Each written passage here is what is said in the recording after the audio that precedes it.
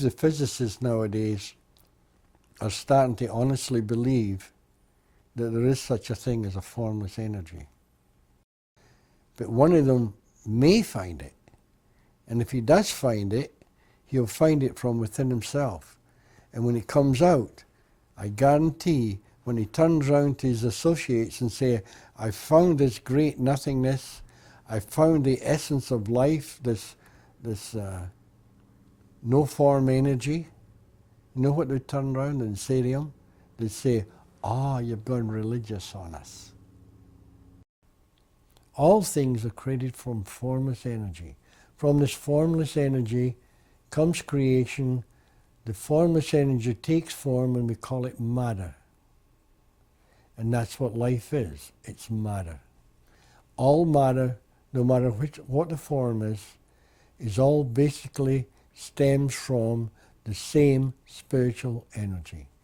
That's why if you took, no matter if it was a stone or water, air, no matter what element it was, you take it and you really refine it and it'll go down to the same spiritual energy. Because that's what life is, spiritual energy. It's a great illusion, the divine illusion. This is where a lot of your Indian gurus will talk about the great illusion. That's what they're talking about. The formless is formless, period. Non-existent to us. As for death, you go back to this formless state, this heavenly state. Everybody. I know some people say that God judges and you've got to go through this judgment on death. I can assure you that is not true. If you have a God that's non-judgmental and pure love, I'd like to know who is going to judge you. And on death, you go from the physical to the great nothingness. The great nothingness is nothing. There is nothing. It's just a void. It's just zero. No judgment. I would argue until, well, I wouldn't argue, but I would discuss this to the day I die, that there is no judgment. And this puts a lot of fear in people. I don't know who brought this out originally, who was going to judge, but to me, it was put there for fear. And if you can take this fear away, it takes the fear away of life and death. Because it's non-judgmental. And that's exactly what I'm talking about, non-judgmental. There is absolutely, when I went through this experience, you know how they say you've got to die to live? Well, that's what I'm talking about. The experience I went through was the experience of death. I know that. But it wasn't a physical death, it was a spiritual death.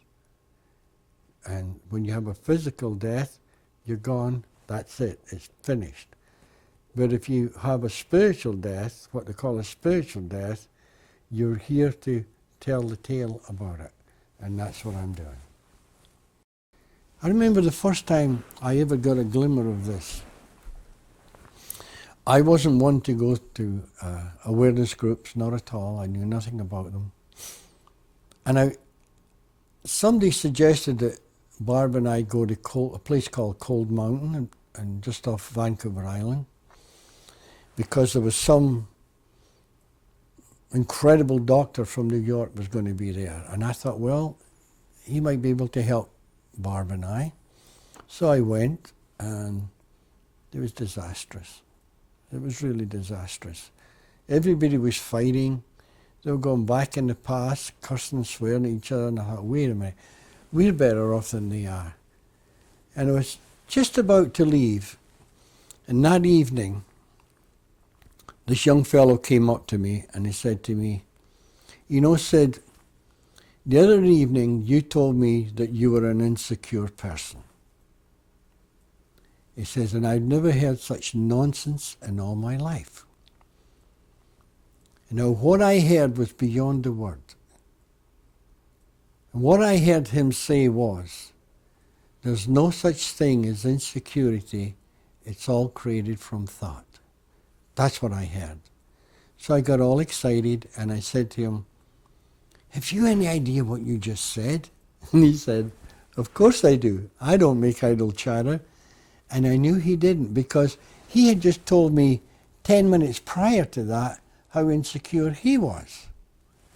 So what happened was, I got this inspiration, I got this knowledge all of a sudden coming to me that most of my insecure problems were all created from thought. And I was so excited, for 3 days and 3 nights I didn't sleep. Because I was falling in love with the world. Not with my wife, not with my children, but with the world. It was a universal love. And I lay in bed night after night, and beautiful, it was really beautiful, because all this wisdom was coming into me. And on the third night, my late wife and I and the children decided to go to see the grandma in Salt Spring. We got over to Salt Spring, we were sitting in the kitchen that evening, and I was reading the Sun paper. And I heard the two ladies talking in the kitchen.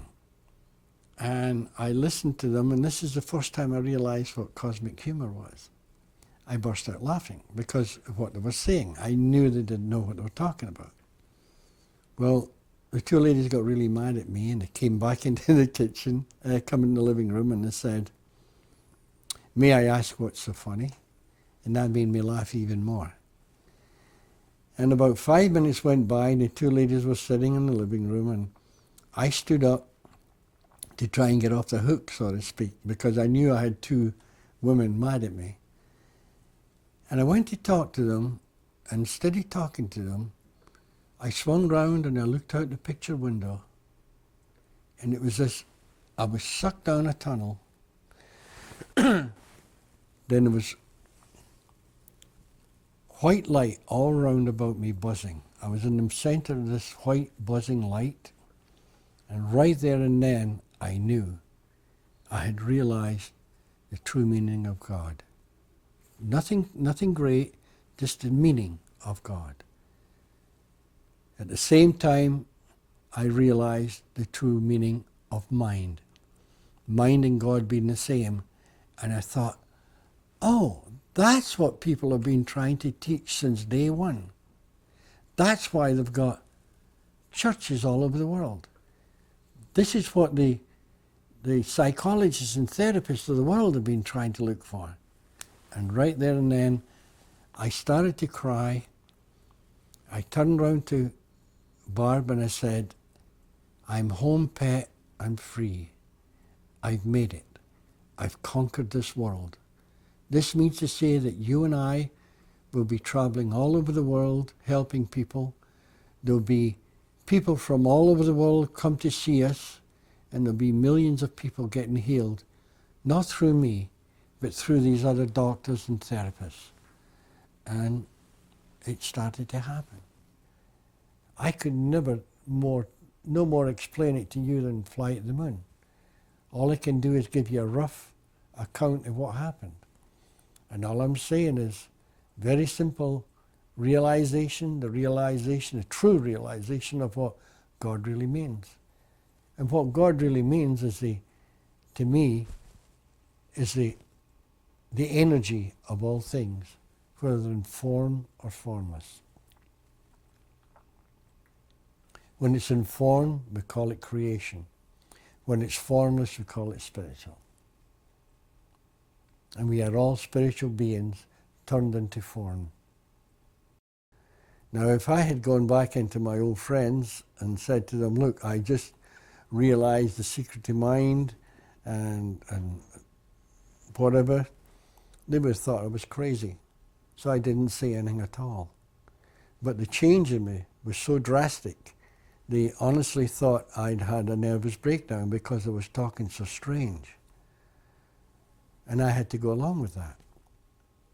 I live in a totally different world now than I did right up until I was 43 years of age. And here I am, 68, and I'm still trying to give it out. And I'll give it to anybody in the world that wants it. I've tried every way I think possible. Well, actually, it wasn't what I expected. I thought it was so simple, what I'd realized, that I could just go to any psychologist and tell them, or any preacher and tell them, and they would realize what I was talking about. But it wasn't like that at all. It was the extreme opposite. It was like sticking a pin in a tiger. And I calmed down a while, and for 10 months I really did nothing but just look and see what other people were doing.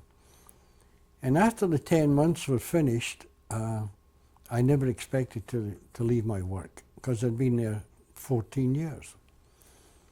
And one Friday I was working away, and all of a sudden I realized I have to go to Salt Spring. I have to leave, there's no doubt. So I went in and phoned my late wife, Barbara, and she agreed, and I put in a month's notice and came here. And everybody thought I was crazy because I had no money. I had no way to support myself. But I knew, deep in my heart, I had the faith. I knew that everything would be okay. And I didn't know how it was going to go out. I didn't know anything about it. Then from nowhere, people started to come from all over the world. Gurus came from India. Priests came from Tibet. Ministers came. Psychologists came, psychiatrists came, but to be truthful with you, there's very, very few people realized what I was talking about. They had a suspicion that what I was saying was the same as them, but they were all caught up in their old ways of believing that something in the past was more valuable than the now. And what they didn't realize, that what they were looking for, they already had inside them. And that's what was so devastating to my friends, because they knew I didn't have an education. They knew I didn't know anything about psychology, psychiatry, or philosophy, or theosophy. And when it started to come out in me, it was flabbergasting to me. It was exciting, it was amazing, and I didn't know how it was going to work. But I remember the first time anybody ever came to me at all.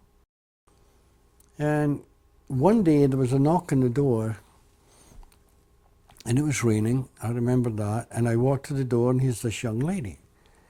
And she said to me, "Are you Mr. Banks?" And I said, "Yes." She says, "Well, I hear tell you can help people." And I honestly thought she had the wrong Mr. Banks. And I said, "I'm sorry, you must be mistaken, you must be meeting someone else." And she repeated, "Are you Sid Banks?" And I said, "Yes." She says, "Well, it's you. It's you I want to see." So we asked her in, and she told us all these horrible tales about her past. And I remember saying to her, the first time in my life it ever happened, "Well, dear, I'm not a therapist, and I don't want to talk to you about your problems. That's up to the doctor. But just listen." And whatever I said, I don't know what it was, but it was very, very spiritual. And within no time at all, that doctor went back to her, that girl went back to her doctor and said that she didn't need him anymore, and thanked him, because she just realized all her problems were created from thought. And that was it. And that was probably 23 years ago. And that lady's still in beautiful condition, because it's a world of thought. It's a psychological world. It honestly is. It's a psychological world. We all see through our own psyche. And it's a world created from divine thought, because that's what life is. It's a divine thought suspended within the boundaries of time and space and matter. That's what life is. And we go through this life via our own thinking. That's why we're thinkers. And if you can honestly see the connection between what I call the three principles: mind, consciousness, and thought. These three principles together create our reality in life. Absolutely, that is the missing link that psychology, psychiatry, and a lot of therapists throughout the world have been searching for since day one. They are the missing links: mind, consciousness, and thought. Mind is the universal intelligence of all things. Consciousness gives us the ability, the power of universal consciousness gives us the ability to see and react to creation. And thought is the universal power that we use to guide us. And if you can take your thoughts and take them back from whence they came, take them inside to your own wisdom, this will cure many, many mental sicknesses. And I'm telling you right now, what you're looking for is contained in those three principles. I know somebody that's found 4 principles. I know another therapist that's found 8 principles. Well, that's impossible, because the 3 principles are the Trinity, and the Trinity covers all things. One said emotions was the 4th. But you can't have an emotion without a thought. You can't have an emotion without being conscious. And you can't have an emotion without having a mind. So that is not a principle. That is the result of a principle.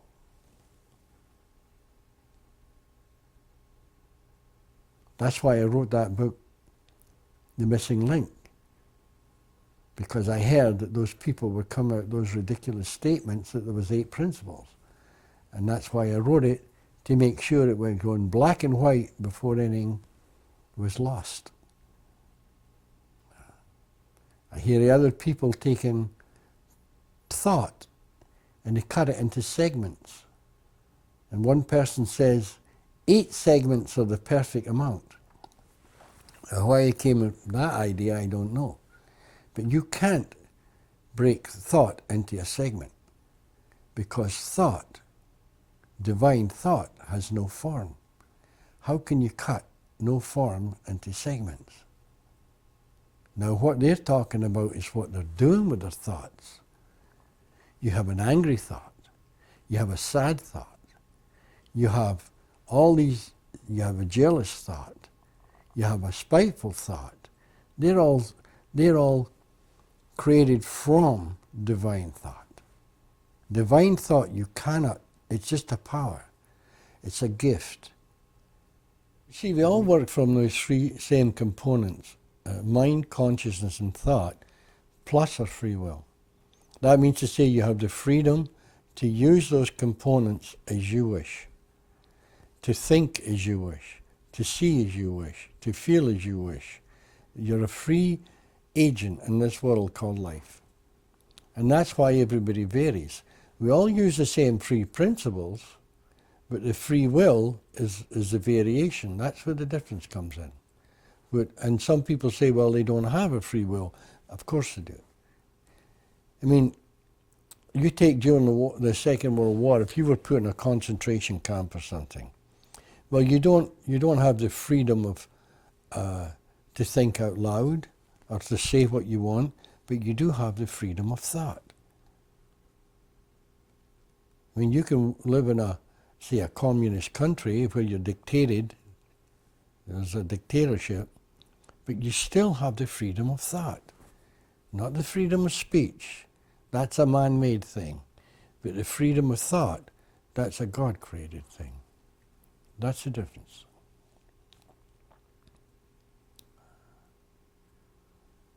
It's simplicity. Everybody looks for something complicated. They want to try and figure out why their marriage isn't working, what went wrong, where did they go wrong, why did they go wrong. And they've got all these different complications, these coming in, and they try and analyze them and figure them out. No. All you have to do is to realize your thoughts are creating what you see. It's a world of thought. It truly is. I mean, I still have my past, and I remember good days and I remember bad days. But I don't let the bad days control me now. Whereas right up until this experience, that's what was happening. This is why I was an angry person. I was disappointed with life. I thought life had done me a bad turn because I didn't get an education, because I was adopted. Many things I could call to make me an unhappy person. But once I realized all it was thought, my entire life changed. Then if I went back to my childhood, where I thought I had a kind of poor upbringing, poor me, poor Sid didn't have a chance because I was a working man, because. When I look back now, I see it with beauty. I see my parents with beauty, my adopted parents. I see where I lived with beauty. I see my whole past that way. And because I see that, I've uncontaminated myself from the past. And now I'm living with no contamination. That's the way I see it. It comes as a feeling. If you realize what I'm saying and you get a nice feeling, you're getting it. That feeling is the positive proof that you're getting it. Now, I've had people, I'd be giving a lecture and someone would say that they didn't understand what was being said, but it felt good. Now, I'd say to them, well, that's it. You found it. You found that nice feeling. Hang on to that nice feeling and the information will come later. But you'll never get it from the intellect. Never. Truth can never come in from the outside in. It comes from the inside out, because you've already got it. And if you look at the words of the wise from the beginning of time, no matter who you think it is, they're all saying the same thing. Look within. There lies the answer you're seeking. It's inside. It's that innate mental health that everybody in the world has, if they can get their own personal thoughts out the way. Now, I know that a lot of people will say, well, consciousness. I've been at conscious raising groups. They'll tell you that. But what they become conscious of is the mess the world is in. And that is one stage too late. You've got to find what is causing the trouble throughout the world. And what is causing the trouble through the world is lack of consciousness. Lack of being conscious of who you are, what you are, and how you relate to the world you live in. If you can become conscious of the divine gift that's inside you, mind, consciousness, and thought, if you can become conscious of that, then this will help you throughout your life. Absolutely. There is no doubt. Can't be a doubt. Because this is what the world is. It's these three principles in action.